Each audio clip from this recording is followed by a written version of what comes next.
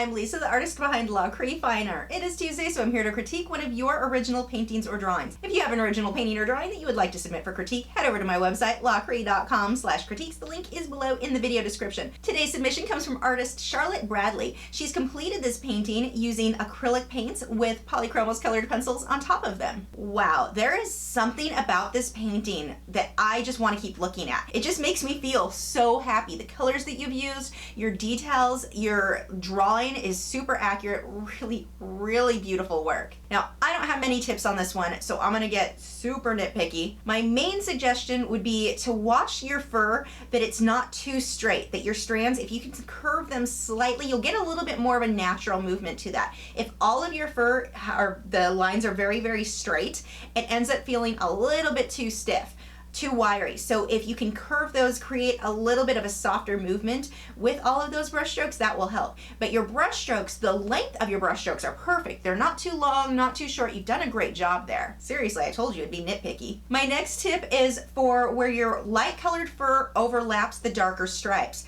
It looks to me like you painted them out with a straight line first, like blocked in the black, blocked in the light, and then came on top with your individual hairs. What's happening is I can still see that line of the straight black to the straight white. Make sure that as you paint it, when you're blocking in your color, you're getting the looser brush strokes initially, so you're not fighting that straight line, because it is really hard to cover up anything that was painted that evenly. So two things here. Being that you do have that straight line, you're gonna have to put your opaque, your white on there a lot heavier so that it completely covers that and looks like the white is actually layering over it. And the white that you're using right now, it's a bit translucent, so you can still see the black underneath it, which wouldn't be a problem except for you've got that straight line between the black and the white areas. But you wanna make sure that you're breaking that up a little bit better. The next thing is that the hairs that you're having overlap, they're individual strands. If you can break that up a little bit more into clumps, and you've got clumps in some areas of the fur, but here would also require to have some clumps versus individual straight lines. This will also give you a more natural look. My last tip is on the signature. You've got it at the very bottom edge. I can see where the canvas starts to curve under, and you are at that very edge. What's gonna happen is when you frame this, the frame will overlap part of that signature. So make sure, pull your signature up a little bit. That signature is something to be proud of. So don't feel like you have to hide it. I mean, you don't want it to take over the entire painting either, but you don't need to hide it in the bottom corner. You can raise it up a little bit, let it be seen a little bit better. The size is fine. I would just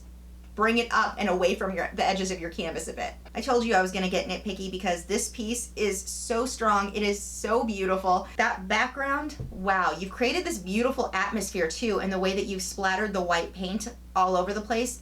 Just the whole piece comes together. It works together very well. Seriously, great work. Thanks for watching. If you're new to my channel, I have new video critiques every Tuesday where I'm critiquing your original paintings or drawings, my own speed paintings, drawings, and tutorials every Wednesday, art Q&A videos every Thursday, and artist vlogs each Saturday. So if you haven't already, I would love for you to subscribe so you don't miss out on anything. And you can follow me on Facebook, Twitter, Instagram, Google+. All of those social media sites are linked below in the video description where you can keep up with news, my newest work, and see real-time clips of whatever it is I'm currently working on. I'll see you tomorrow.